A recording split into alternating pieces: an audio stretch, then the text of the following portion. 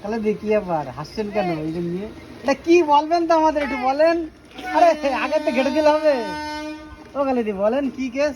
ও কালিদি আম সপ্তাহ দিয়েছিলাম, যেদিন দিয়েছি সেদিন থেকেই বৃষ্টি তো নষ্ট হয়ে গেছে। নষ্ট হয়ে গেছে। কালিদি কান্না কত করে। টাকার আম ছিল এখানে? 100 টাকা।